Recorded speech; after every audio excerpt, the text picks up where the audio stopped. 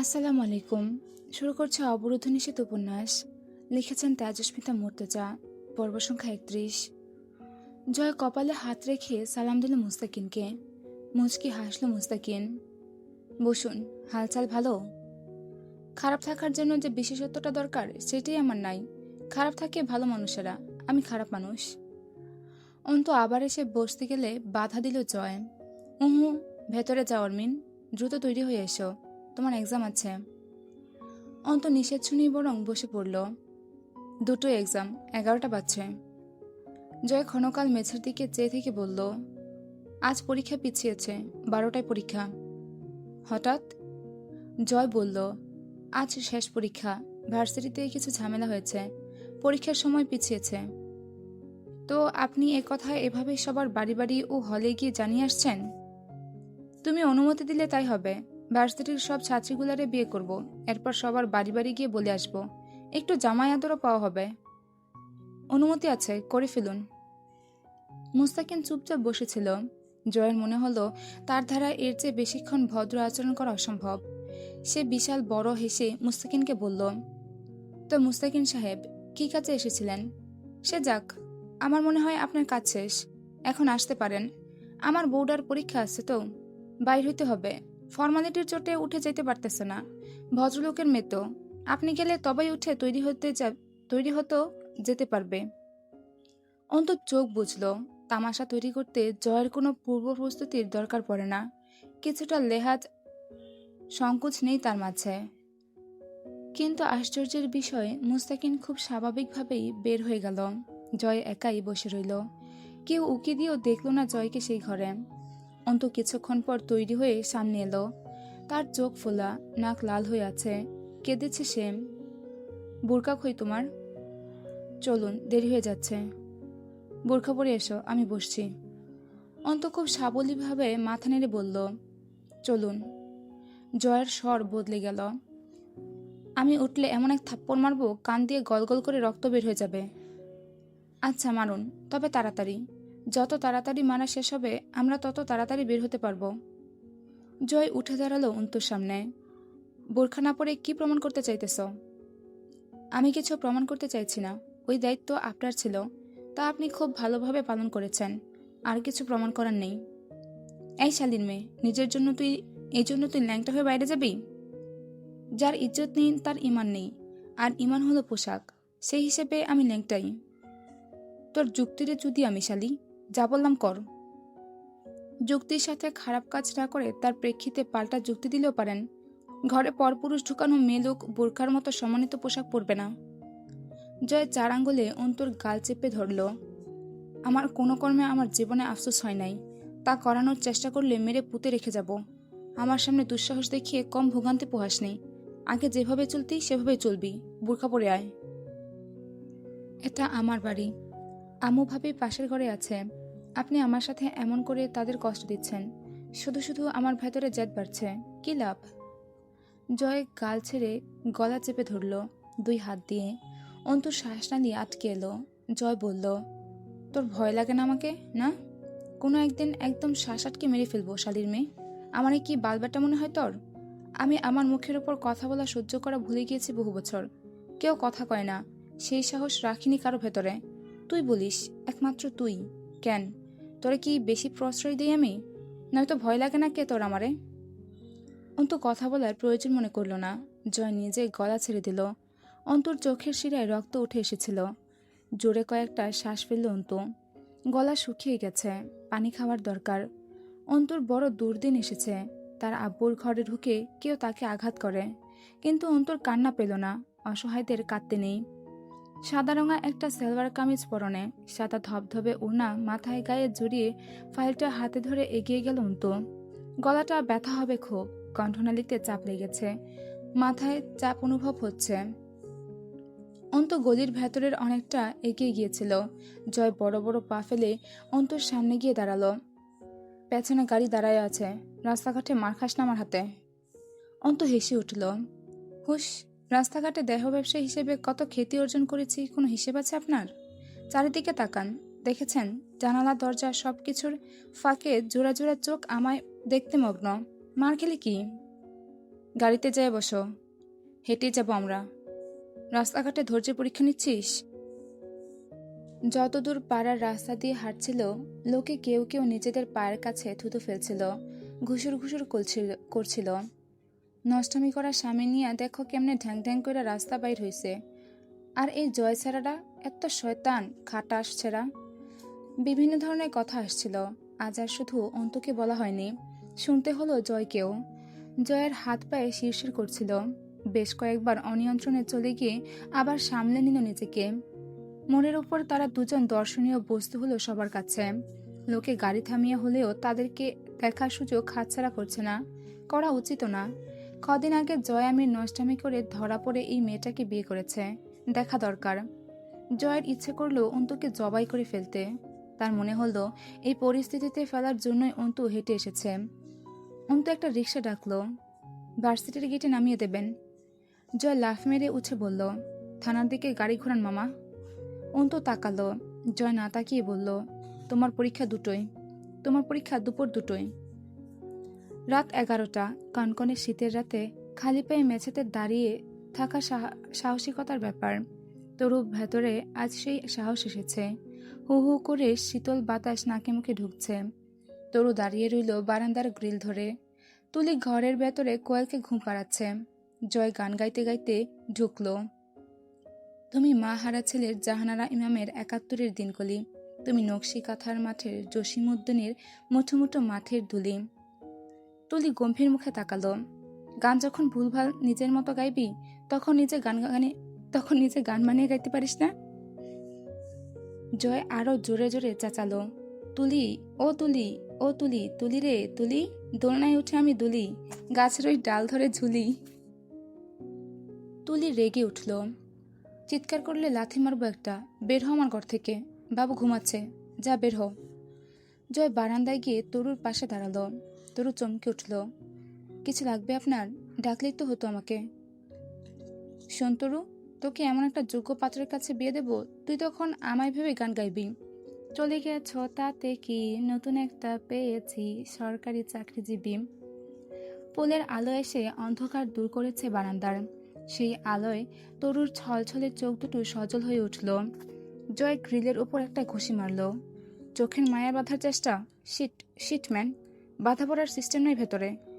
এরপর বাচ্চাদের মতো করে আহ্লাদ করার নাটক করে বলল, আমি পাখি ঘর বুঝি না রে। তরু হাসল। তবুও ঘর বাঁধলেন না, বুঝেই বাঁধলেন। ঘর বাঁধিনি, এক জঙ্গলি বিলাইকে খাঁচায় পড়েছি, সেটাও পরিকল্পনাহীনভাবে। তুই দেখিস নাই রে শালি রে, শালি একদম ফায়ার, দেমাগ দেখলেই ভয় লাগে। আজ দেমাগি না হয়ে হেরে গেলাম নাকি? জিতে গেলি, কারণ তুই আমায় পাসনি। খুব সুন্দরী সে? মানুষ হিসেবে তোর মতো সুন্দর না, শালির তেজ খুব বেশি। আর রূপ? হাও, সুন্দর আছে। আচ্ছা, এত সাফাই গাইতে হবে না। শুনুন, না পেতে পেতে এমন অভ্যস্ত হয়ে গেছি আমি, আজকাল যে কিছু পাওয়ার কথা ভাবলেও খুব ভয় লাগে, যেন কোনো অস্বাভাবিকতা তা।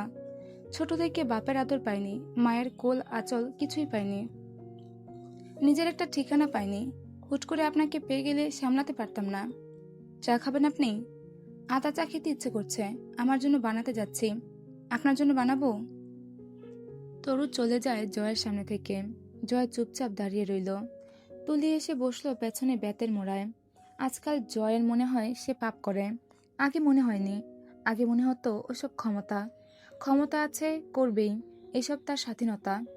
কিন্তু আজ ব্যাপারটা অনুশোচনারও নয়। তরুর প্রতি যে স্নেহ এবং মায়াটা কাজ করে, সেটা খুব জ্বালাতন করছে। পরক্ষণেই মনে পড়ে, অনুশোচনা হতেই পারে, পাপ বেশি হলে অনুশোচনা হয় মাঝে মধ্যেই, তবে সেটাকে ধরে রেখে পাপ করা থামানো উচিত নয়। হামজাবাই বলেছে, পাপ জয়ের রক্তকণিকায় মিশে গেছে, তা ছেড়ে দিলে চলবে? এ চলবে যতদিন না নিঃশ্বাস থামে। জয় চলে এলো। তুলি অন্ধকারাচ্ছন্ন বারান্দার কোনায় বসে থাকে। আজ কতগুলো মাস বাপের বাড়ি এসে পড়ে থাকা মেয়েটার চোখ দুটো উদাস। জয়ের সাথে কথা বললে ভালো লাগে। জয় ছাড়া আর কারো সাথে সংলাপ বাড়ে না তার, চাপা স্বভাব। কিন্তু জয়ের ঠেস মারা কপট কটূক্তিতেও তুলির ভেতরে শান্তি কাজ করে। পাগল জয় ঠেস মারতে মারতে সমস্যাটা শুনে নেয়, এরপর ধমকে ওঠে, আরেকটা গালি দিয়ে কান্না থামায়। কিন্তু আজ জয় নিজেই অশান্ত। ওকে থামিয়ে নিজের বিষাদ চাপাতে ইচ্ছে করল না তুলির। রাত 1:30টায় দাবার বোর্ড নিয়ে বসলো জয়। অনেকক্ষণ দেখলো বোর্ডটাকে। এলোমেলোভাবে ইচ্ছে মতো এক একটা গুটিকে আরেকটা দিয়ে ধাক্কা মেরে সরিয়ে দিল। হামজা এসে বসে পাশে। জয় না তাকিয়ে হেসে উঠল। বউ রেখে আমার কাছে আসছো রাত দুপুরে, মতলব তো ভালো ঠেকে না। হামজা কষে একটা ঘুষি মারল বাহুতে। বোর্ডটা ঘুরিয়ে নিল নিচের দিকে। গুটি সাজাতে সাজাতে হঠাৎই স্বর বদলে বলল, সব সয়, বদনামি ছাড়া। সেটাই কানে আসছে তোর বদৌলতে। তোকে কি করা যায় তুই বল। কোথায় শুনলে বদনামি? আর্মিন আলোচনার বিষয়বস্তু হয়ে উঠেছে 10 গ্রামে। জয় ভ্রু কুচকায়। আজ যে সে তা নিজে প্রত্যক্ষ করেছে সেটা চেপে গিয়ে বলে, কোন খানকির চিংড়ি কি বলে বেড়াচ্ছে। ওই বাড়িতে আছে লোকে কথা শোনাচ্ছে। এ বাড়িতে আসলে তো আর কোনো শুয়োরের বাচ্চার সাহস হবে না কথা শোনানোর। সামনের শুক্রবার তুলে আনতেছি। এরপর দেখব কোন সমুদ্রের পোলার পেছন চুলকায়। শিওর? হও, আমি দেখবার চাই কোন বাইঞ্চোদের জয় আমিরের ঘরের বউকে কথা শোনানোর হিম্মত হয়। আমি জাস্ট এটা দেখার জন্য হলেও তুলে আনবো। ওই বাড়ির চেংড়িশালি পড়ে আছে, কথা তো শুনবেই। এটা তো আমার দোষ না, কিন্তু সমস্যা হলো লোকজন খুব উড়াউড়ি করতেছে। আচ্ছা, আমি কি মরে গেছি? এরা আমায় আজকাল পাতা দিচ্ছে না, যা তা করে বেড়াচ্ছে। আর আমিও সহ্য করে যাচ্ছি, ঠিক করতেছি। স্যাহ, লোক দামই দিচ্ছে না আজকাল। হামজা ঘরে ঢুকলো। রিমি হামজার পাঞ্জাবি ইস্ত্রি করছিল। অলস ভঙ্গিতে বিছানায় শুয়ে বলল, তোমার ভাই চাচারা হাত পা ধুয়ে আমার পেছনে লেগেছে। শ্বশুরবাড়ির লোকের সাথে দ্বন্দ্ব করতে যদি দিন যায়, আর সব পার্টি সামলাবো কখন? রিমি হাত থামিয়ে কিছুক্ষণ চেয়ে রইল হামজার দিকে। তখনই তড়াক করে উঠে বসে হামজা। রিমির হাত থেকে ইস্ত্রি কেড়ে নিয়ে কপাল টান করে, পাঞ্জাবি পরাবে? এত ব্যাখ্যালি হয়েছে কবে? এই পর্যন্তই ছিল অবরুদ্ধ নিষেধ উপন্যাসের 31 নম্বর পর্ব। অবরুদ্ধ নিষেধ লিখেছেন তেজস্মিতা মুর্তজা। পর্ব সংখ্যা 32। মার্জিয়ার শরীরে দিন দিন গর্ভাবস্থার লক্ষণ প্রকাশ পাচ্ছে। শরীরটা অসুস্থ হচ্ছে ঘন ঘন। ডাক্তার দেখিয়ে ফিরতে ফিরতে সন্ধ্যা হয়ে গেল। রাস্তার মোড়ে রিক্সা নামিয়ে দেবার পর হাঁটতে হাঁটতে মার্জিয়া আনমনেই বলল, বোরকা ছাড়া তোমাকে দেখতে একটু ভাল লাগে না অন্তু? জয়ামির কি বলে জানেন? আমার খুব ভালো লাগে যখন কারোর আমাকে ভালো লাগে না। কথাটার মর্ম আছে, তাই না? তোমারও কি তাই? মানে আমার এখন তোমাকে দেখতে ভাল লাগতেছে না, এইটা তোমার ভাল লাগতেছে? অন্তু অল্প হাসলো। চরিত্রহীনদের বোরখা পরতে নেই ভাবি। মার্জিয়া গম্ভীর হয়ে বলল, তাহলে ওই জানোয়ারের কথা বলবা না আমার সামনে। হইতে পারে তোমার স্বামী, কিন্তু আমার শ্বশুর একটা কথা বলতো, গুয়ের এপিটুপিট সমান। তা খোঁচাতে গেলে তুমি নিজেই নাপাক হবে। শীতে তোমার গায়ে লাগবে, তাতে তোর শরীর নাপাক হবে, তাতে তোর শরীর নোংরা হবে। এতে গুয়ের কি কোনো ক্ষতি আছে? তুমি কি করতে চাও বলো তো? তোমার কিছুই বুঝি না আমি। কিছুই করতে চাই না। কিছু না করতে চাওয়াটাই এখন সবচেয়ে বড় করতে চাওয়ার বিষয় আমার। মার্জিয়া ক্যাটক্যাট করে উঠল। আবার শুরু করলা? বলছি না তোমার এসব হেয়ালি কথা শুনলে রাগ হয় আমার। সহজভাবে কথা বলবো আমার সাথে। কঠিনের কি আছে? আপনাদের সমস্যা আমার বোরখা না পরা নিয়ে। আম্মু এর জন্য কথা বলেন আমার সাথে। অন্তু চুপচাপ কিছুটা দূরে হেঁটে হঠাৎই বলতে লাগলো, আপনি ছিলেন না সেদিন, আমার গায়ে থুতু পড়েছিল মানুষের ছুড়ে দেয়া। কেন জানেন? পুরুষ ঘরে ঢুকিয়ে কাপড় খোলার অপরাধে। শুনতে খারাপ লাগছে? আরো খারাপ কথা শুনুন। টেনে হিচড়ে খুলে ফেলা হয়েছিল আমার বুক থেকে ওনার পর্দা। মাথায় জড়ানো গামছাটা কেড়ে নিয়ে চুলগুলোকে আলগা করে ফেলা হয়েছিল। এই সুন্দর যাত্রাপালার দর্শক ছিল সেদিন হিউজ পরিমাণ। কিছু বলবেন? মার্জিয়ার হাঁটার গতি কমে যায়। অন্তু নিঃসংকোচে নির্লিপ্ত কণ্ঠে বলল, ওনা ছাড়া আমাকে অতগুলো দর্শক দেখল, চোখের তৃষ্ণা মেটালো। নোংরামি করে ধরা পড়ার দায়ে বিয়ে দিয়ে দিল নায়াংয়ের সাথে। এরপর সেই শরীরে বোরকা জড়ানো, মুখ ঢাকা পাগলামি হবে না? মার্জিয়া তাকিয়ে রইল অন্তুর দিকে। অন্তু সাবধান করল, সামনে তাকিয়ে হাঁটুন, হোঁচট খাবেন। বাড়ির গলি সামনেই, আর কয়েক পা এগোতে হবে। রাস্তায় লোক নেই। ওদের পার করে একটা গাড়ি গিয়ে থামলো সামনে। ওরা দুজন হেঁটে গাড়িটা পার করে এগিয়ে যাওয়ার সময় কেউ ডাকলো, শুনো। অন্তর বুকটা ধুপ করে ওঠে। প্রখর মস্তিষ্কে কণ্ঠস্বরটা চাপ ফেলল। এই কণ্ঠ চেনে অন্তু। ফিরে তাকায়। হুডির টুপি মাথায় পলাশের। মার্জিয়া জানতে চায়, কে এটা অন্তু? চেনো তুমি? এটা জয়ের বড় ভাই নাকি? অন্তু জবাব না দিয়ে ভাবির হাতখানা চেপে ধরল। পলাশ আজগর এগিয়ে আসে। ঠোঁটে লেগে আছে স্থায়ী সেই হাসি। অন্তু শুধায়, ভালো আছেন? পলাশ হেসে উঠল। তোমাদের ওইখানেই যাচ্ছিলাম। সেই কবে থানা থেকে আসলাম, এরপর আর খোঁজ নাই। অন্য সব লোকের এতদিনে বউ বাচ্চা সহ সব চলে যায়। তোমাদের সাথে কিছুই করলাম না তেমন। আগের সব ঋণকারীদের সাথে না ইনসাফি হয়ে যাবে। দেখা যাবে ওরা অভিযোগ তুলবে। ওদের সাথে যা হয়েছে তোমাদের সাথে নয় কেন? ঠিক বলিনি? হ্যাঁ, ঠিক বলেছেন। আসলে আমাদের এত সুযোগ দিয়ে ঠিক করেননি। আমরাও ঋণী, ওরাও ঋণী। ওরা যদি এত কিছু হারায়, এত অত্যাচারিত হয়, আমরা কেন না? পলাশ কিছুক্ষণ চেয়ে থেকে বলল, চলো গাড়িতে উঠো, একসাথে যাই। অন্তু মার্জিয়াকে বলল, ভাবি আপনি চলে যান এটুকু, আমি আসছি খানিক বাদে। পলাশকে বলল, বাড়িতে গিয়েও আমার সঙ্গেই কথা বলবেন। চলুন আশেপাশে কোথাও বসে কথা বলি। ভাবি আপনি বাড়িতে চলে যান, আমি আসছি। এটাই পলাশ আজগর। মুখখরা বদমেজাজি মার্জিয়া একদম মিয়ে গিয়েছিল। ভয়াতুর চোখে অন্তুর দিকে চেয়েছিল।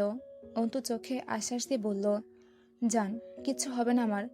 এটুকু ভরসা রেখেছি নিজের উপর। আমাকে বলবেন ওষুধ কিনতে গেছি, আপনার অসুস্থ লাগছিল, আগে ফিরেছেন। আমি চলে আসবো ইনশাল্লাহ। আল্লাহ হাফেজ। মার্জিয়া যেতে যেতে বারবার পিছন ফিরে তাকাচ্ছিল। পলাশ অন্তুকে বলল, আচ্ছা তোমার বাড়িতে আজ আপাতত গেলাম না, গাড়িতে ওঠো, অন্য কোথাও যাই। পায়ে হেঁটে যাই, চলুন, একটু হাঁটাও হবে। সন্ধ্যার রাস্তায় হাঁটতে খারাপ লাগবে না। পলাশ ভ্রুকুচকে ঠোঁট দুটো একপাশে বাঁকিয়ে হাসছিল। অন্তর ভেতরে ধুকভুক করছে। মস্তিষ্ক সেই আতঙ্ক ভুলতে পারেনি। পলাশ যে কফি শপে নিয়ে গেল, কফি শপ হিসেবে বেশ লাক্সারিয়াস। ভেতরের আলোকসজ্জা ডার্ক। পলাশকে দেখে ম্যানেজার দৌড়ে এসে সালাম দেয়। অন্ত বুঝল কফি শপটা পলাশের নিজস্ব। পলাশ গা ছেড়ে দিয়ে একটা চেয়ারে বসে পড়ল। অন্ত চারপাশে তাকাচ্ছিল। লোকজন নেই। ভেতরের পরিবেশটা তৈরি করা হয়েছে আলো আধারের সংমিশ্রণে। টেবিলের ওপর 3টে গ্লাস, একটাতে টিস্যু রাখা, একটা পানির বোতল, আর একটা কাচের ফুলদানি। ভয় পাচ্ছ? অন্তু উপর নিচ ঘাড় নাড়ল। পাচ্ছি। জয় হু হু করে হাসল। প্রয়োজন নেই, বসে পড়ো। পাবলিক প্লেসে দুষ্টামি করার ক্লাস বেরিয়ে এসেছে বহুদিন আগে। ছোট বয়সে ওইসব করতাম। যাকে তোমরা ভদ্রলোকেরা বলো, ওই বকাটেপনা। পাবলিকের সামনে খেলি দেখানোটা প্রাথমিক ছাত্রদের কাজ। আমি হাই স্কুলের মাস্টার। অন্তু পলাশকে যতক্ষণ দেখেছে, ততক্ষণ পলাশের ঠোঁটে হাসি আর জলের চোখ দুটোই ভয়ানক এক ইশারা খেলতে দেখেছে। পলাশ কফি আনতে বলল একটা ছেলেকে, আপনার টাকা 2 দিনের মধ্যে দিয়ে দেব। আপনি ছাড়াও আরো কিছু পাওনাদার আছে। জমি বিক্রি করতে হবে। জমি নিয়ে কিছু সমস্যা রয়েছে, সেগুলো মীমাংসা হচ্ছে না বিধায় দেরি হচ্ছে। এর মাঝে আব্বুর ইন্তেকাল হলো। আমি আপনার কাছে 2 দিন সময় চাইছি। এবার আমি সময় নিচ্ছি। তোমার বাবা মারা গেছে? ইন্নালিল্লাহ। পলাশ দুঃখিত হওয়ার নাটক করল। অন্তর শরীরকে বেশ কিছুক্ষণ চোখে গিলে হাসি প্রসারিত করে বলল, সুন্দর একটা ঘ্রাণ পাচ্ছি, তোমার শরীর থেকে আসছে বোধহয়। অন্ত তাকালো। আমি কোনো সুগন্ধি ব্যবহার করিনি। হা হা করে হেসে ওঠে পলাশ। গরু মরলে শুকুন খুঁজ পায় কিভাবে? গরু মরার আগে সুগন্ধি মেখে মরে? মেয়েদের শরীরে নিজস্ব একটা ঘ্রাণ আছে, তার তুলনা বিশ্বের কোনো পারফিউমের সাথে হয় না। অন্ত শরীরটা ঝাঁকি দিয়ে উঠল। জীবন তাকে কোন পর্যায়ের মধ্য দিয়ে এগিয়ে নিয়ে যাচ্ছে তা এখনো বুঝে ওঠা যাচ্ছে না। পলাশ গা ছেড়ে আরাম করে বসে ঘাড় বাঁকিয়ে বলল, ভাবছি তোমার পাশে গিয়ে বসলে গন্ধটা আরো ভালো পাওয়া যাবে। তাছাড়া খালি খালি চেয়ার ফাঁকা রয়েছে তোমার পাশেরটা। অন্তর দৃষ্টি টেবিলের দিকে ছিল। মুচকি হেসে ফেলল।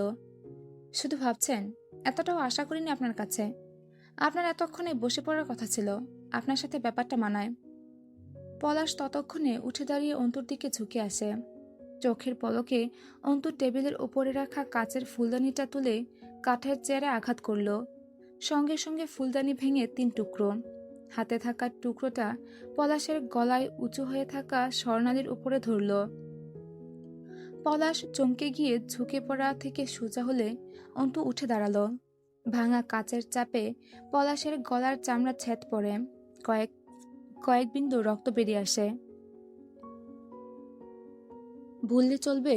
সেদিন কোনো রকমে আপনার ডারায় ছিলাম, আজ পাবলিক প্লেসে জবাই করে রেখে যাবো একদম। তারপর মরার পর যা করার করবেন আমার।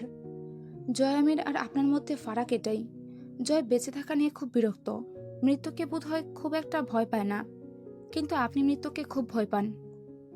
অন্ত কাচের টুকরো ফেলে দিল ছুঁড়ে, ফ্লোরে পড়ে খান খান হয়ে গেল। অন্ত বসে পড়ে চেয়ারে। পলাশ ধীরে ধীরে দু কদম পেছায়। টেবিলের উপর থেকে টিস্যু নিয়ে গলার রক্তটুকু মুছে নেওয়ার সময় মুখ বিকৃত করে।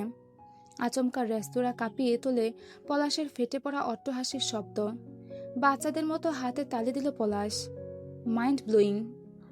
আবারও হাসে হা হা করে, চেয়ারে বসে পড়ে ধপ করে। দৃষ্টি ছিল অন্তুর উপর। আমি ভাবতেছিলাম, আমি সত্যিই খুব হয়রান ছিলাম, জয় কাত হলো কিসে? তুমি জানো, মানুষ যেমন ঠোঁটের সিগারেট কিনে নেয়, ও সেভাবে মেয়ে ভাগাভাগি করেছে আমার সাথে। আর ও তোমাকে বাঁচিয়ে নিয়ে গেল সেদিন আমার সাথে ঝামেলা করে, অথচ ও আমায় চেনে। কিন্তু তুমি সেদিন যেভাবে কাঁদছিলে, ছে, আর 5টা মেয়ের মতো লেগেছিল। মাগার এরপর একটা চমক, থু, সোজা জয়ের মুখে। আমি খুব ভেবেছি, আমার বউকেও বলেছি তোমার কথা। পলাশ চট করে থামল, কিছুক্ষণ চেয়ে রইল ধুম করে চুপচাপ। কিছু মনে পড়েছে যেন, এভাবে তরি বাজালো। ওয়েট, আসছি, 1 মিনিট। হাই কমিশন ব্র্যান্ডের ব্যালেন্ডেড স্কচড হুইস্কি মদের বোতল নিয়ে ফিরল। গলগল করে গ্লাসে ঢেলে তাতে চুমুক দেবার আগে বলল, নেবে এক সিপ? অন্ত মাথা নাড়ল, হুম। চোখ বুজে পুরো 1 শট শেষ করে গ্লাস টেবিলে রেখে বলল, এবার কথায় এনার্জি আসবে। তোমাকে সেদিন একদম সাধারণ লেগেছিল। শিট, হতাশ আমি নিজের ভাবনায়। উঠে যেতে যেতে বলল, জয় যেমনই হোক, ওর রুচি ভালো এটা আমি জানতাম। বড় বংশের ছেলে তো, আজ প্রমাণ হলো আরেকবার। একটা ট্রেনে বসলো আবার, তা থেকে 1 টুকরো আদা, কয়েকটা পুদিনা পাতা, সোডার কৌটা থেকে খানিকটা সোডা, 2 টুকরো লেবু, 2 চামচ চিনি দিয়ে তাতে হুইস্কি ঢাললো। 2 চুমুক খেয়ে বলল, বারবার ভালো লেগে যাচ্ছে তোমাকে। আমার বউ না থাকলে একটা চান্স নিতাম তোমার উপর। তোমাদেরকে 1 রাত পর ছেড়ে দেওয়া যায় না, বুঝলে? রেখে দেবার মতো তুমি। কিন্তু আমি আমার বউকে খুব ভালোবাসি। আসলেই বোঝা যায়, অনেক বেশি ভালোবাসেন আপনার স্ত্রীকে আপনি। তোমার কাছে ভালোবাসা মানে কি? বুঝি না। অন্তর দিকে কফি এগিয়ে দিয়ে বলল, আমার সমস্যা কি জানো? আমাকে ভয় পাওয়া লোকের তো অভাব নেই। সেসবের ভিড়ে ব্যতিক্রম হিসেবে আমার বিরুদ্ধে অস্ত্র ধরা কারোর সামনে খুব কাবু হয়ে যাই। দুনিয়ার খারাপ মানুষের আরেকটা স্বভাব আছে, এরা ভালো মানুষের উপর খুব সহজে পিস্তা খায়। একে বলে বিপরীতে আকর্ষণ বোধ হয়। পজিটিভ পজিটিভ নেগেটিভ তারের মতো ব্যাপার আর কি, বুঝছো? গা দুলিয়ে হাসলো পলাশ। সাধারণ দেখতে লোকটা, কোনো জাঁকজমকতা নেই, আভিজাত্য আছে, তবে তা প্রকাশের যেন তাগিদ নেই ভেতরে। হুডির টুপি নামানো, নকশালদের মতো অস্বাভাবিক লম্বা কাঠামো, জলজলের চোখের মাঝ দিয়ে খিলানের মতো নাক, হাসলে গা ছমছম করে ওঠে, অথচ সারাক্ষণ হাসে ঠোঁট দুটো। পলাশ জিজ্ঞেস করল, আর তো কথাই বলছো না, শুধু কি টাকার জন্য এখানে এনেছি তোমাকে? তুমি চাইলে এই মুহূর্তে টাকা সব মৌকুফ করে উল্টো আমি তোমাকে টাকা দিতে পারি। অন্তু চুপচাপ বসে রইল, মাথাটা ফাঁকা লাগছে, উঠে যাবার জন্য পা চলছে না। আচ্ছা, আর কি কি পর্যবেক্ষণ করেছ আমার, বলো শুনি। তোমার কথা শুনতে খারাপ লাগছে না। স্যাহ, গলার কাছে জ্বলছে। এই একটা কাজ করলে। অন্তু বলল, এখনো তেমন কিছুই জানা হয়নি। সাধারণ জ্ঞান দিয়ে বিচার করতে জানাশোনার দরকার পড়ে না। যা পর্যবেক্ষণ একদিনই করেছি। পলাশ আবারও ঝুঁকে পড়ে অন্তুর কানে ফিসফিস করে বলল, তোমার পর্যবেক্ষণ আর আমার অভিজ্ঞতা, তোমার মানুষ খুন করার ইচ্ছে বিদ্রোহ, আর আমার পেশা। চলো এই নিয়ে একটা সিনেমাটিক খেলা খেলা যাক। ম্যানেজার এসে পলাশের হাতে একটা ইনটেক মদের বোতল ধরিয়ে দিয়ে চলে যায়। পলাশ হিপ ফ্ল্যাস্কে মদ ঢেলে নিতে নিতে বলে, তোমার পেছনে আমার লোক পড়ে থাকবে, আমার আদেশই থাকবে, ছেড়ে তো দিতে পারি না তোমাকে। বিন্দু জলের মতো বহুদূর গড়াবে তুমি, যা বুঝলাম। তুমি আজকের মতো শিউরে উঠে যতদিন বাঁচতে পারবে ততদিন খেলা তোমার। তুমি হারলে দামি মূল্য চেয়ে নেব আমি। আমি কোনো খেলা খেলছি না যদিও। আপনি আমার ভাইয়ের পাওনাদার, ভাই অপারক টাকা পরিশোধ করতে, তাই তা আমার জিম্মায়। তবুও যদি ধরুন আমি জিতে যাই। পলাশ হুডির টুপি মাথায় তুলল। কি চাও? তখন চেয়ে নিব।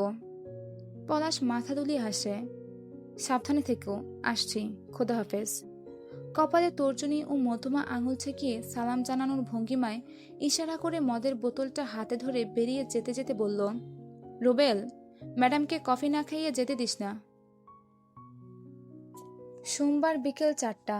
ছাদের উপর পাশের বাড়ির পুচকে ছেলের ঘুড়ি এসেছিল। তখন জয় কবুতরকে দানা খাওয়াচ্ছিল। ঘুড়িটা ছাদে পড়তেই ধরেছে। তা তো পুচকেটাকে ফেরত দেয়নি, লাটাইটা অবধি জোর করে কেড়ে নিয়ে সে এখন নিজে ঘুড়ি উড়াচ্ছে। সাদা লুঙ্গিটা দুপাশ থেকে এনে দুই ঠ্যাঙের মাঝে আটকে রেখেছে।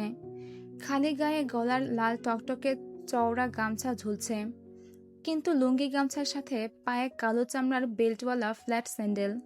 এটা এক অসঙ্গতি। তার ওপর আবার চামড়ার স্যান্ডেলটার বেল্ট খোলা। দুর্দান্ত উড়ছে ঘুড়িটা। পুচকে দাঁড়িয়ে কাছে। জয়ের ভয়ে জোরে কাদার উপায় নেই। জয় বলে দিয়েছে, কান্নার সাউন্ড কানে আসলে এখনই ধরে একদম দাঁত দিয়ে কোপ মেরে শূন্যতে খাতনা করে দেব। পুচকে এমন ভয়ানক রিস্ক নেয়নি। সে নিঃশব্দে ফোপাচ্ছে আর দেখছে নিজের ঘুড়িটা জয় কিভাবে হানাদার বাহিনীর মতো দখল করে উড়াচ্ছে। জয় জিজ্ঞেস করলো, তোর ঘুড়ির দাম কত রে? কাগজ কিনে বানাইছি, তুমি আমার ঘুড়ি দাও। তুতলু শালা, সেই কাগজ তো আর তোর রূপ দেখে দেয় নাই দোকানদার। যে ফটকা মারা সুরুত তোর কাগজের দামে কহে 6 টাকা। তোর বোন আছে? বিয়ে হয়ে গেছে। শিট, আমি মানুষ খারাপ হলেও লোক ভালো। ভাবলাম তোর বোনকে জ্বালানোর দামে তোর ঘুড়িটা ফিরিয়ে দেব। সেই বালিতে গুড়। মাইনছের এতটা মিছিমিছিও মুখে রোচে না আমার। বিয়ে দিবি ভালো কথা, আর কদিন পরে দিলেই আজ ঘুড়িটা ফেরত পেয়ে যাইতি। আমার ঘুড়ি দাও। ওয়েট, এই শালা তুতলু, তোরে আমি জিজ্ঞেসি তোর বোন আছে কিনা? তুই বিয়ে হয়ে গেছে কইলিকে? বিয়ের প্রস্তাব দিছি আমি, তুলে মারবো এক আছাড়। ভ্যা ভ্যা করে কেঁদে উঠল পুচকে। জয় ঠোঁট কামড়ে থাপ্পড় তুলে শাসালো, চুপ কর। এত বিশ্রীভাবে কেউ কাঁদে? হারুন ফাটার মতো গলা নিয়ে কাঁদিস কে বল? যার কণ্ঠ ভালো না তার উচিত জীবনে না কাঁদা। নিচে থেকে কবিরের চেঁচানো শোনা যায়, ভাই নামেন, আইসি। তো কি নাচবো এক চোট? আইসিস দাঁড়া, পায়ে মরিচা ধরছে। ঘুড়ির সুতো লাটাই পেঁচে তার ছুড়ে দিয়ে বলল, তুতলু, ধর তোর ঘুড়ি। আজ প্রথমবার শ্বশুরবাড়ি যাচ্ছি। তোর ওই বিশ্রী কান্নার অভিশাপ সাথে করে গেলে দেখা গেল গাড়ি উল্টে মরে পড়ে রইলাম। শ্বশুরবাড়ি তো যাওয়াই হবে না। জীবনে বাসর না করে মেরিড ব্যাচেলর অবস্থায় মরা লাগবে। বাসর না করে মরা ঠিক না। কতকাল স্ট্রিট ফুড খাবো, এবার লিগেলি ঘরের খাবার খেয়ে মরবো। এই পর্যন্ত ছিল অবরুদ্ধ নিষেধ উপন্যাসের 32 নম্বর পর্ব। অবরুদ্ধ নিষেধ লিখেছেন তাজস্মিতা মর্তুজা। পর্ব সংখ্যা 33। গেটের সামনে দাঁড়িয়ে কবিরকে জিজ্ঞেস করলো, জামাই জামাই লাগতেছে আমায়? কবির মুচকি হাসলো। রাবেয়া দরজা খুলতেই সালাম দেয় জয়। ভালো আছেন আন্টি? জুতো পরে ঢুকে পড়ল ভেতরে। রাবেয়া কথা বললেন না। তার মুখে কালবৈশাখীর মেঘ জমেছে। জয় ঢুকলো। হাতের মিষ্টিগুলো হাতে না দিয়ে নিজেই ভেতরে এগিয়ে টেবিলের উপর রাখলো। কমপক্ষে 5-7 কিলো মিষ্টি। পেছন ফিরে ঠোঁট কামড়ে হাসলো। সবাই স্বার্থপর, দেখেছেন? স্বার্থের কাছে সম্পর্ক, স্নেহ, আদর, আচরণ সহ সব বদলে যায়, জীবনও। এর আগের বার এসেছিলাম, আপনি আমাকে আম্মা ডাকতে বলেছিলেন, কারণ আমি এতিম, খুব মায়া হয়েছিল আপনার। এর মাঝে আপনার কিছু ক্ষতি করেছি, আজ জবাবই দিচ্ছেন না। সুযোগ হলে জুতো তুলতেন আমার মুখে। অথচ আজও কিন্তু আমি সেই এতিমই আছি, নাকি বাপ মা বেঁচে উঠেছে আমার? এমন কেউ নেই দুনিয়ায় যে নিঃস্বার্থ ভালোবাসে। এজন্য আমার মানুষকে ভালো লাগে। তারা সচেতন, খুব বোকা না।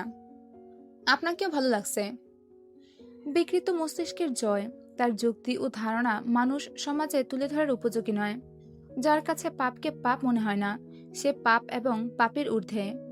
আশপাশ দেখে জিজ্ঞেস করলো, অন্তিক আছে? রাবেয়া কথা বললেন না। ওনাকে দেখে যতটা নিরুপায় লাগছিল তার চেয়ে বেশি দৃশ্যমান চোখের তারায় জয়ের জন্য ঘৃণা। জয় ক্লান্ত ভঙ্গিতে হাত দুটো মাথার উপরে তুলে শরীর বাঁকালো। আচ্ছা, আপনি ওকে জানিয়ে দেবেন। আমাকে আবার খুব ঘেন্না টান্না করে নিশ্চয়ই। আমি আবার আমার হেটার্সদের সামনে বেশি ঘুরঘুর করি, তখন মানুষ কটমটায়, কিন্তু সাহসের জোরে সাহস জোটে না কিছু বলার।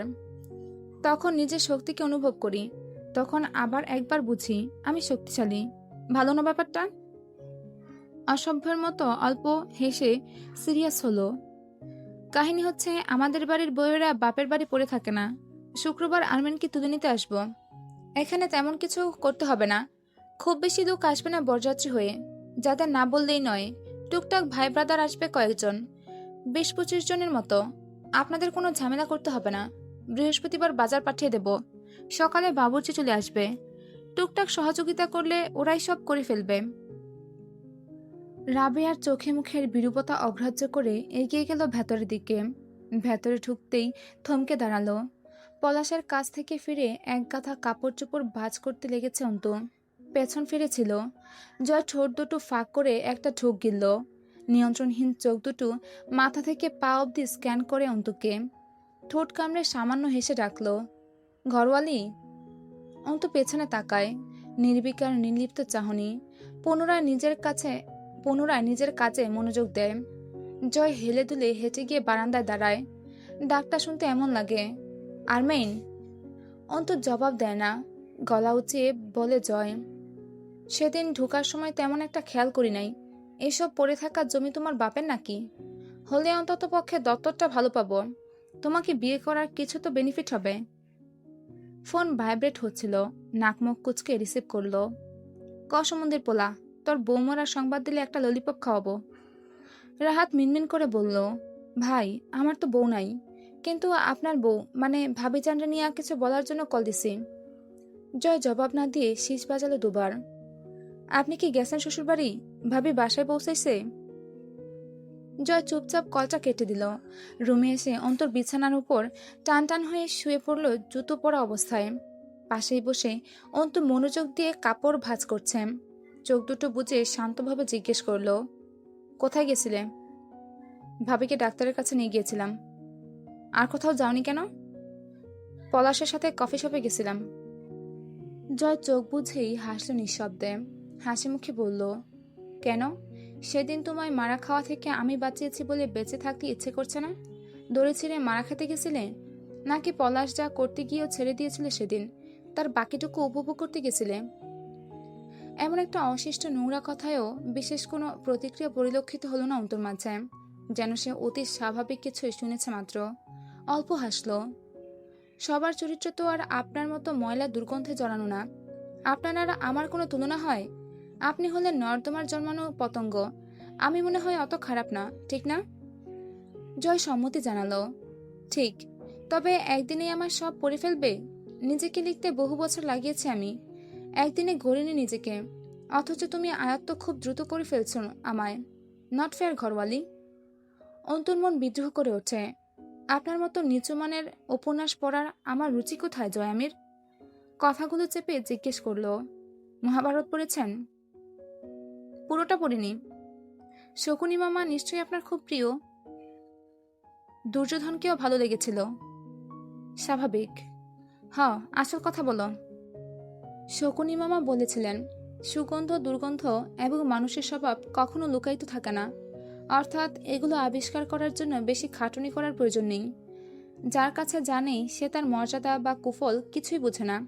একজন সম্মানী ব্যক্তি আরেকজনের সম্মানকে খেলার বস্তু মনে করবে কোন দুঃখে? যার চরিত্র ভালো সে অন্য কারোর চরিত্রকে বাজারে তুলতে পারে? জয় মাথা নাড়ল। পারে না, কথা ঠিক। আমার সম্মান নেই, আমি তোর সম্মানের মর্যাদা বুঝি না, ভবিষ্যতে বোঝার কোনো সম্ভাবনাও নেই। কিন্তু এখন তোর ভণ্ডামি তোর কাছে রাখ। পলাশ মুস্তাকিনের সাথে নির্জনের সাক্ষাৎ করে আমার সামনে তোর সন্ন্যাসী সাজার চেষ্টা খুবই ভালো লাগছে আমার। তবুও এই ধরনের বালের পেশাল এখানেই থামা, নয়তো বালিশ চাপা দিয়ে খুন করে রেখে যাব। তোর লেকচার আমার কোনো কালই ভালো লাগে না। বউ মারা ভালো কাজ, কিন্তু ভালো কাজ আমি করি না। মারার হলে ঠুকঠাক মেরে ফেলে রাখা কোনো কাজের কথা না। মারলে কোনোদিন জানটা একটানে বের করে নেব। যা বলতে এসেছি শোন। অন্ত ভাঁজ করা কাপড় র্যাকে সাজিয়ে রাখার জন্য উঠে দাঁড়ায়। জয় আবার টান হয়ে শুয়ে বলল, শুক্রবার দিন লোক আসবে ও বাড়ি থেকে, মার্কেট করতে হবে। ভাবি বলল আজকাল নাকি মার্কেট মেয়েরা নিজেরা করে। তোমাকে নিয়ে যেতে বলেছে মার্কেটে। তাছাড়া মাগি মানুষের বাজার জীবনে করি নাই, ওসব বালসাল কিনতে পারবো না। কাল সকালে তৈরি থেকো। আপনাদের পছন্দ মতো কিনলেই চলবে। ফ্যাশন নিয়ে আমার কোনো সেন্সিটিভিটি নেই। জয় খুঁটিয়ে দেখে অন্তুকে। নারী দেহের প্রতিটা ভাঁজে জয়ের পৌরুষ নজর পরিভ্রমণ করে শেষ অবধি থামে অন্তুর কাঁধ থেকে বুক অবধি। নিঃশ্বাস ভারী হয়, জোরে করে শ্বাস ফেলে ঘাড় ঘোরায় অন্যদিকে। তখনই অন্তু বলে ওঠে, কিন্তু আমার একটা শর্ত আছে। জয় বালিশটা খাটের বক্সের সাথে হেলান দিয়ে তাতে পিঠ এলিয়ে দিয়ে বলল, এমন ভাব করছো যেন আমি সব শর্ত মঞ্জুর করতে চেয়ে তোমায় ওই বাড়ি নিয়ে যাবার প্রস্তাব দিয়েছি। বিয়ে হয়েছে, তুমি দায়বদ্ধ। কি শর্ত দেবে? সিনেমার হিরোদের মতো আলাদা শোয়াবে? অন্তু কথা বলল না। জয় খ্যাক খ্যাক করে উঠল। নাটক করো না, কি চাও বলো। আস্তে করে উঠে পা ঝুলিয়ে মাথা নত করে বসে দু হাতের তালু বিছানায় ঠেকালো। কুড়িগ্রামে আব্বুর কিছু পৈতৃক জমি আছে। মেজো চাচা সেটা দখল করে আছে। সেখানে নিজের খামার দিয়েছে। পলাশের পাওনা ছাড়াও আব্বুর বেশ কিছু ঋণ আছে। প্রতিদিন বাড়ি বয়ে লোক আসছে। আব্বুর যাওয়ার পর ওরা ভয় পাচ্ছে আমরা হয়তো টাকা আর দেব না। তাগাদা বেড়েছে। আপনি জমিটা কাকার কাছ থেকে দখল নিয়ে সেটা বিক্রি করে টাকা এনে দেবেন। খামার পরিষ্কার না হলে ক্রেতা রেজিস্ট্রিতে যাবে না। জয় কিছুটা সময় নিয়ে মাথা তুলল। চোখা স্বরে বলল, আমাকে তোমার দখলদার মনে হয়? অন্তু অবাক হবার ভান করে সামান্য হাসল। আপনার হয় না? শুধু আমার কেন, সবারই মনে হয়। রাজনীতিবিদদের কাজ কি? দখল করা। সেটা হোক ক্ষমতা, সম্পত্তি, মানুষের অধিকার অথবা জনসাধারণের জীবনের সুখ। আপনাদের নৈতিক দায়িত্ব দখলদারি। তবুও লোকে আপনাকে পছন্দ করে। হতাশ আমি। জয় বাঁকা হেসে ঘাড় ঘোরালো। কারো পছন্দের হতে আসেনি দুনিয়ায়, বেঁচে থাকার জন্য এসেছি। নিজের মতো করে বাঁচব। বেশ শান্ত দেখালো জয়কে। কাল মঙ্গলবার সকালের গাড়িতে কুড়িগ্রাম পৌঁছাতে বেলা 11:30টার মতো বাজবে। কাল রেজিস্ট্রি না হলে আগামী পরশু বুধবার হবে। টাকাটা এনে হিসেব করে নিজ হাতে পলাশকে দিয়ে আসবেন। পলাশের পাওনার সুদসহ 12 লক্ষ দাবি করেছে ও। ওখানে জমি আব্বুর 4 কোঠার বেশি। কম বেশি লাখ 20 টাকা আসতে পারে। বুধবারের মাঝে এই কাজগুলো শেষ করে ফেলুন। বৃহস্পতিবার অনুষ্ঠানের কাজের জন্য রইল। আদেশ করছো? আপনার মনে হচ্ছে? না। অন্তু হাসল। তাহলে করছি না। তুমি যাবে না কেন সাথে? আপনি যাচ্ছেন তো চলবে। ভরসা করছো? আপনার মনে হচ্ছে? না। তাহলে করছি না। জয় মৃদু ধমকে উঠল। আমি একা গিয়ে কার বাল ছিড়ব ওখানে? কাউকে চিনি আমি? কল করব আমি, বলে দেব সব। আর এটুকু যদি সামনে নিতে না পারেন তাহলে আর মাস্তান হওয়ার ফায়দা কি? অন্তর সূক্ষ্ম অপমানে জয় ধৈর্যহারা হয়ে উঠল। একজোটে বসা থেকে উঠে অন্তর পেছনের চুলগুলো মুঠো করে ধরে হিচড়ে পেছনে ঠেলে নিয়ে গেল। তাতে সবাই গুছিয়ে রাখা কাপড়ের একটা উল্টে পড়ে যায়। অন্তু পিঠটা সজোরে ধাক্কা খায় দেয়ালে। পিঠে আঘাত পেতেই অন্তু থাবা দিয়ে খাঁচে ধরে জয়ের কলার। বুকের উপর আঁচড় লেগে চামড়া উঠে যায় জয়ের বুকের। অন্তু ছাড়ে না। মাংসপেশির মতো খাবলে ধরে চিবিয়ে বলে, মাস্তান নন আপনি, আপনি কুকুর। ভুলটা শুধরে নিয়েছি, এবার ছাড়ুন। মানুষের ভুল হয়ে যেতেই পারে। মাস্তান তো ভালোই। আপনি কি আর তেমন? রাস্তায় রাস্তায় কিছু কুকুরেরা ঘুরে বেড়ায় না, মানুষ দেখলে হামলা পড়ে? আপনি তাই। জয় এক অদ্ভুত প্রতিক্রিয়া দেখালো। ও বোধহয় শুনতে পেল না অন্তুর বচনাগুলো। পাঁচরা পাঁচরিতে অন্তুর ওড়না পড়ে যায় একপাশ থেকে। এর আগেও দেখা হয়েছে এভাবে অন্তুকে। তখন যে চাহিদা জাগেনি, তাকিয়ে থাকতে ইচ্ছা করেনি এমন নয়। পরিস্থিতির প্রতিবন্ধকতায় চাপা পড়েছে সেসব। আজ হলো না। ক্রমশ তীব্র পৌরষ দেহটা পাগলামি শুরু করলো জয়ের। বুকের আঁচড়ে যখন জ্বলন উঠেছে, জয়ের শরীরটা আচমকাই অন্য চাহিদায় মনোযোগ পেল। অন্তু সুন্দরী, এত কাছ থেকে আরো বেশি লাবণ্যময় লাগছিল। ক্ষুধার্ত জয়ের এত কাছে, হাতের থাবায় মেয়েটাকে পেয়ে এত কাছ থেকে ছুঁয়ে থেকে জয়ের ক্ষুধাটা জেগে উঠল। 27 বছরের যুবক ছেলেটার সামনে অন্তুর ক্ষিপ্ত নিঃশ্বাসের ওঠানামা করা বুকটা নেশাদ্রব্যের ন্যায় লাগলো। জয়ের নিঃশ্বাস ভারী হলো। পশমে ঢাকা বুকের ভেতরটায় আলোড়ন উঠল। অন্তুর চুলে হাতটা শিথিল করে অপর হাত দিয়ে অন্তুর একপাশে ঝুলে রাখা ওড়নাটা একটু একটু করে টেনে নিয়ে হাতের মুঠোয় গোছাতে শুরু করলো। অন্তু থমকে যায়। জয় অন্যমনস্কভাবে অদ্ভুত স্বরে বেহায়ার মতো আবদার করে, একটা চুমু খাই তোমার ঠোঁটে। অন্তুকে প্রতিরোধ করার সময়টুকু দেয় না জয়। বিড়বিড় করে ওঠে, মেয়ে মানুষ জীবনে স্বীকার করবে না। দাড়িগোফের মুখটা অন্তর ঠোঁটে লাগায়, শক্ত একটা চুমুন। অন্তর ওড়নাটা তখনও জয়ের হাতে পিষে যাচ্ছে। যতটা জোর জয় সুতোর উনাতে দিচ্ছিল, ঠিক ততটা হিংস্র হয়ে ওঠে তার ঠোঁট এবং অপর হাতটা। অন্তু জয়কে বাধা দিতে হাত তুলতেই ওড়নাসহ হাতটা চেপে ধরে অন্তর চলে অপর হাত গেড়ে যায়। অন্তুর হাতের কবজির নিচে রক্ত চলাচল বন্ধ হয়ে যেতে চায়। জয়ের হাতের রিস্টলেটের আচরণে নরম হাতের চামড়া বিদীর্ণ হয়। এভাবে কেটে যায় মিনিট খানেক। জয় সরে দাঁড়ায়, হাঁপিয়ে ওঠার মতো জোরে জোরে বিক্ষিপ্ত শ্বাস ফেলতে ফেলতে বলে, এবার কি বলবে? ধর্ষক চলবে তাই বলো। আর এক মুহূর্ত দাঁড়ায় না। অন্তুর ওড়নাটা হাতের মুঠোয় পেঁচিয়ে বেরিয়ে যায় ঘরের বাহিরে। অন্তু শান্তভাবে জয়ের যাওয়ার দিকে কিছুক্ষণ চেয়ে থেকে থুক করে 2 থাবা থুতু ফেলে মেঝেতে। হাত দিয়ে ঠোঁট ঘষে, আবার থুতু ফেলে। উপরের দিকে তাকিয়ে তাচ্ছিল্যে হাসে। আমার স্বামী এই কুকুরটা, এভাবে সহ্য করতে হবে প্রতিবার যখন কাছে আসবে। কি বিধান আপনার! মানা করলে নাকি আপনার ফেরেশতারা অভিশাপ দেয়। আপনি মহান মালিক আমার। অন্তিক আবার একটা ছোট্ট দোকানের খোঁজ করেছে। মানুষের ব্যক্তিত্ব নষ্ট হতে বাধ্যতামূলক একবার ব্যক্তিত্বহীনের মতো কাজ করাই যথেষ্ট। অন্তিকের জন্য তার পরিবারের সাথে যা হয়েছে তা সে ভুলতে পারবে না। সব ভুলে নিজেকে সংসারে সক্রিয় করার মনোবলটুকু নিঃশেষ হয়ে গেছে কোথাও। রাতে মার্জিয়া বলল জয়ামির এসেছিল। সে কোনো প্রতিক্রিয়া দেখায়নি। যেভাবেই হোক বিয়ে হয়ে গেছে, আব্বু নিজে বিয়ে দিয়ে গেছে, আর বলার কি থাকে। অন্তিকের কাছে জয়ামির নর্দমার পচা নাপাক ময়লা, যা ঘৃণ্য বর্জনীয়। তার কারণে অন্তুর সাথে যা হয়েছে তা ছিল অপরিকল্পিত। অন্তুর জন্য কলিজা ফাটে, অথচ অথচ সান্ত্বনা দেবার ভাষা নেই। আবার মনে হয় ওর বোন এমন দুর্বল নয়। অন্তুর কাছে যুক্তি, ধৈর্য, কথার বান, প্রতিরোধ ও প্রতিবাদের সাহস সব আছে। অন্তু বারান্দায় 1 কাপ কড়া চা আব্বুর বসার চেয়ারখানাতে রেখে আব্বুকে জিজ্ঞেস করল, তুমি চাতে চিনি খাও না কেন বলো? পাঞ্চে লাগে না? আমি তো জীবনে তোমার চা মুখেও দিতে পারি না। আমজাদ সাহেব বেতের তৈরি রকিং চেয়ারে বসা। চেয়ারটা তিনি যেদিন শখ করে বানিয়ে আনলেন, কে যে খুশি লেগেছিল মুখে চোখে। গাম্ভীর্যের পেছনে এক শৌখিন মানুষ ছিলেন। অন্তু চেয়ারে হেলান দিয়ে আব্বুর দিকে চেয়ে থাকে। আজ কোনো কথা বলছে না, জবাব দিচ্ছে না। অন্তু ছটফট করে উঠল। কি হয়েছে তোমার আব্বু? কথা বলছো না কেন? তোমার অভিমান সহ্য করার সাধ্য আমার নেই। তোমরা আর কত কি সহ্য করাবে আমাকে? অনেকক্ষণ পর বললেন আমজাদ সাহেব, তুই চলে যাচ্ছিস অন্তু? ওই বাড়ি কিন্তু যাব না আমি। তুই আসিস রোজ, আমি এখানেই থাকবো। অন্তু চমকে উঠল। এ কথা কেন মাথায় আসছে? অন্তিক এসে বসে আব্বুর চেয়ারটায়। আব্বুর অবয়বটা মিলিয়ে যায়। অন্তু চারিদিকে তাকায় আকুল হয়ে।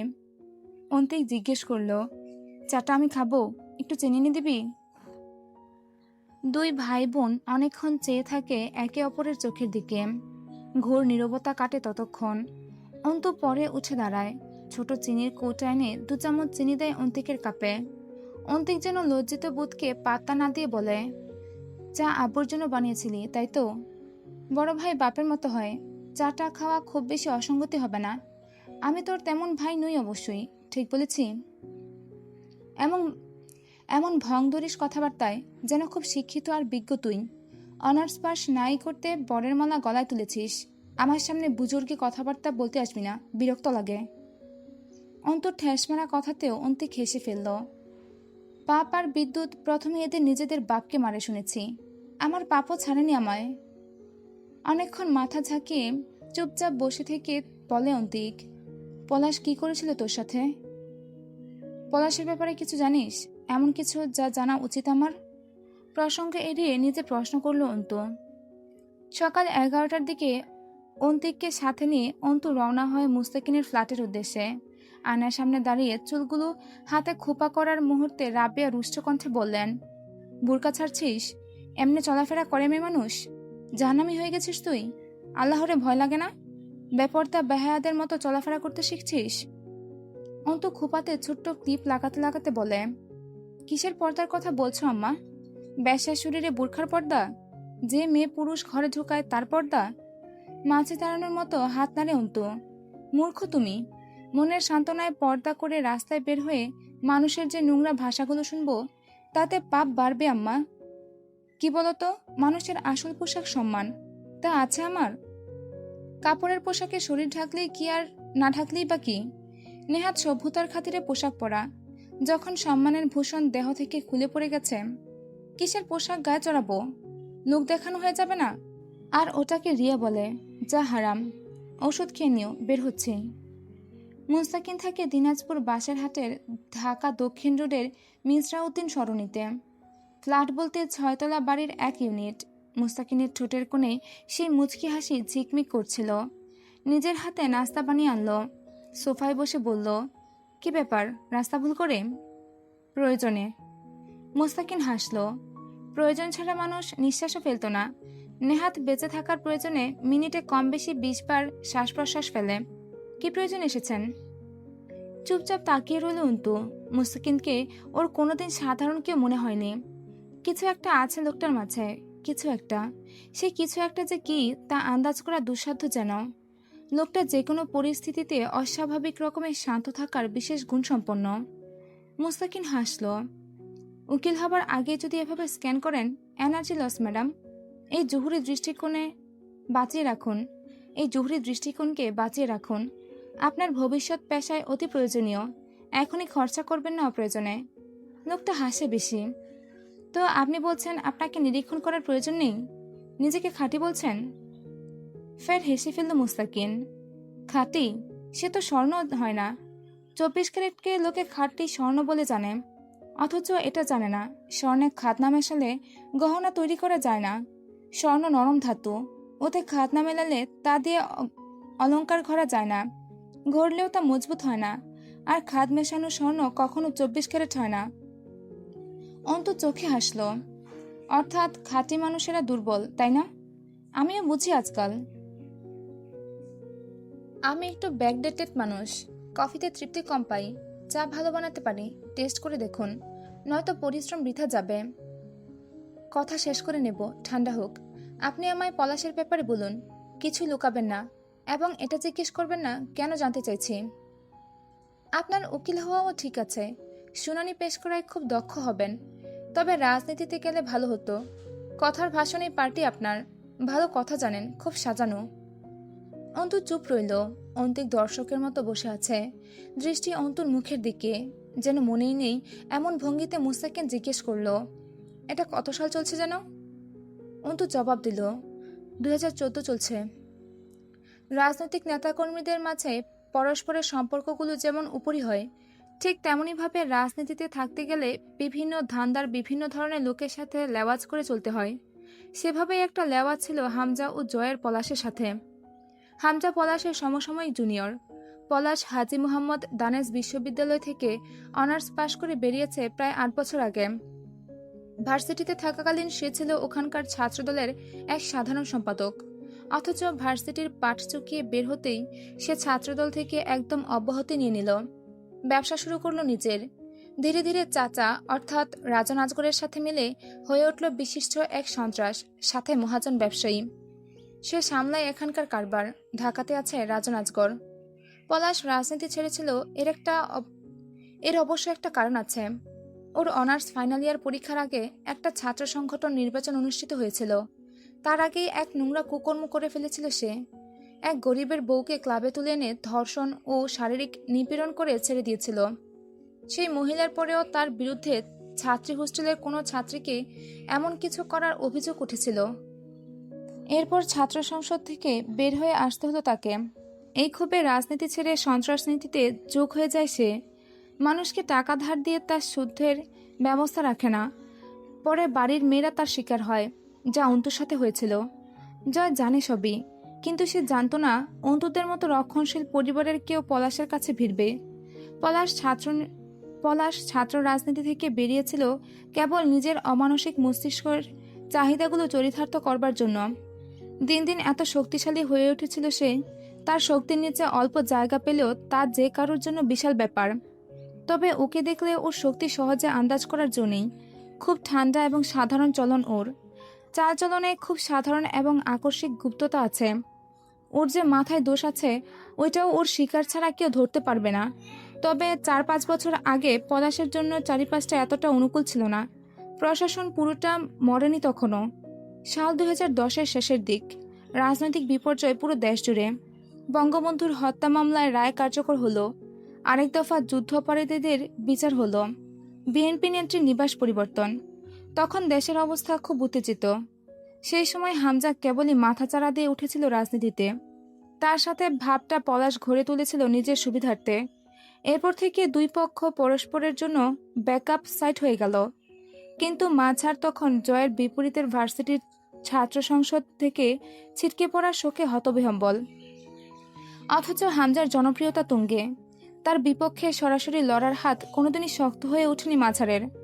বাপ মেয়র থাকা সত্ত্বেও তরুণ রাজনৈতিক নেতা হামজা দাপট চলছিল চারিদিকে। চাচাতো বোনকে বিয়ে দেওয়ায় পেছনে মাঝারের একটা দারুণ পরিকল্পনা থাকলেও তা কোনোদিন সফল হয়নি।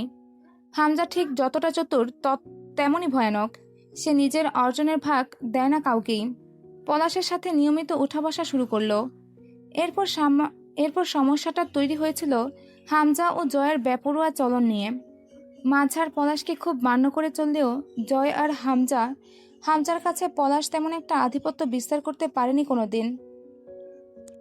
আরও বহুত ব্যাপার আছে যেগুলো শুধু ওরা জানে, আপনার না জানা ভালো। মুস্তাকিন কথা শেষ করলো। অন্তু উঠে দাঁড়ায়। জয়ামির ব্যাপারে কিছু জানেন? জয়ামির এক যুদ্ধাপরাধী ছেলে। খুব সংক্ষেপে জবাব দেবার চেষ্টা করছিল মুস্তাকিন। অন্তু বেরিয়ে আসে মুস্তাকিনের ফ্ল্যাট থেকে। রাস্তা পার হবার জন্য দাঁড়াতেই নজরে আসে ছোট্ট একটা মেয়ে বাবার সাথে রাস্তা পার হচ্ছে। অন্তুর বুকটা ধড়াস করে ওঠে। তখনই ডান হাতটা চেপে ধরে অন্তিক তাড়া দেয়, রাস্তা ফাঁকা, চল পার হই। এই পর্যন্ত ছিল অবরুদ্ধ নিষেধ উপন্যাসের 33 নম্বর পর্ব। পরবর্তী পর্বে আবার দেখা হচ্ছে। ততক্ষণ পর্যন্ত সুস্থ থাকবেন, ভালো থাকবেন। আল্লাহ হাফেজ।